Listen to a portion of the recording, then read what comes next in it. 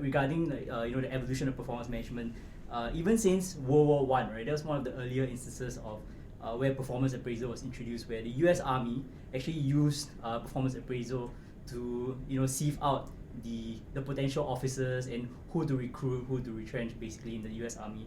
And ever since then, right, since the early 1920s, there have been this swing between competitive versus development style performance models, right, throughout the years. And so today we actually want to discuss specifically, around the pros and cons of these two models, right, and which one works best. This whole competitive model that we have, so-called competitive model, right, which essentially prioritizes the aspirations of the individual or the outcomes that an individual achieves over the collective, right? And it may work in certain places, if you're talking cutthroat sales, if you're your insurance sales force, right? Okay, sorry, nothing against people in the insurance sector, I'm just saying, incentivizing the individual for their sales performance may work. If you put them in a collective, will that result in better outcomes for your organization or for your customers? I don't know, debatable. But if you're looking at the other end, like if you're talking about agile teams, high tech, again, I think we used high tech example last time too, or indeed, hospitality would be another one. Yep. Imagine walking into a hotel and then front desk people fighting over each other because their incentives are tied to like who spends the most time with the guest or something, right? Yep. Ultimately, all of them, front office, back office, the housekeeping staff, these guys are collectively creating that experience, right? And it may make sense in those cases to have some kind of collective incentives on the basis of customer satisfaction, customer experience. So I think there is that sectoral lens to it. I don't think this competitive model should apply everywhere, even if historically we are in that situation. Then those companies that where their sector or their outcomes ultimately demand a device should kind of rebalance this one, right? It's not agile. It's very individualistic. Yep. Doesn't work. Doesn't work always. Yep. Having worked in Big Four as well, was that this competitive model was getting a bit crazy, to be honest. It was a bit batshit. It's like there's too many rows to fill, too many numbers to count, and then you effectively reverse engineer the outcome that you want to achieve anyway. Right? Because the end of it, there'll be calibration rounds, and you're in a round table with other managers, and then whoever shouts the most or has the most clout or the most influence in the round table that day, guys, that's how performance appraisal happens today. So those people get the best ratings and the best bonus. I mean, that's what it's... So the intent is good, right? Intent I think we all agree that the intent is good. Yep. We all come from Big Four, Accenture, Yep. and we've seen and experienced, the pain to a certain extent of a rewards-driven performance cycle to a more midline approach, whereby we start to think about performance that is mediated by developmental conversation. My own gripe personally would be, are we sometimes, with like we mentioned, right, Kelly Services, who has shifted towards a purely development focused conversation. No ratings, right? No ratings.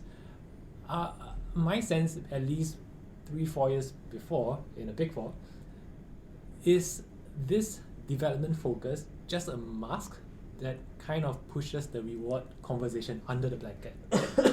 Because I'm sure our colleagues and even ourselves, right, we've experienced the pain of trying to understand what's the rationale behind this amount of bonus as compared to my colleagues' bonuses. Of course, I know we are not allowed to talk about our bonuses. Come on, people talk. But people talk, right?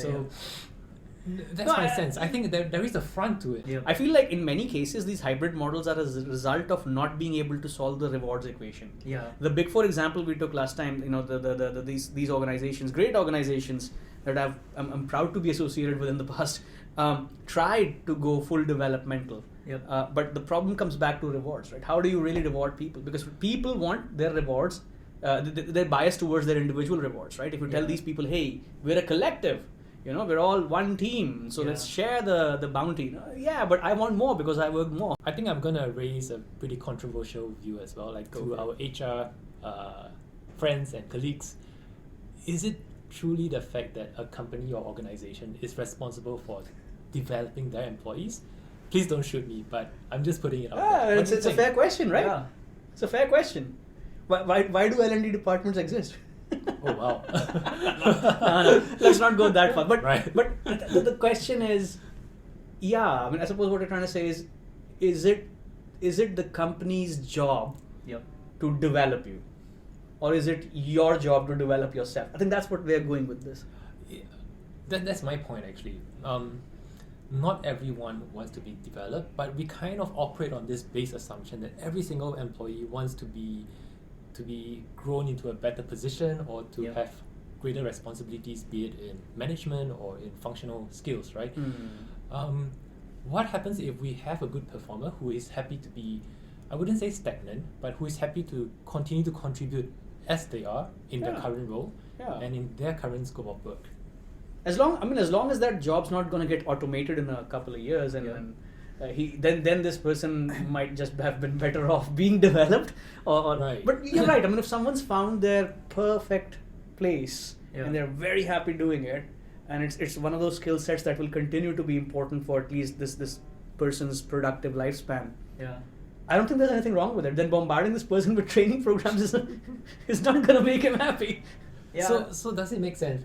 Marcus, what do you think? Yes. No, Go I on. think that unfortunately the reason why bell curve is still a common model is because not everyone can be trusted with that self improvement kind of or self development kind of thinking. Maybe for very high performing firms, right, the top of the top firms, yes, the bell curve may not be applicable because even your bottom 20% are still the cream of the crop when you compare it with society. And so it's about how you nurture and develop them. But for majority of companies, unfortunately, there's still that need for that bottom 20% to be disciplined in some way or form, right? Yeah. There's another that sparked another thought.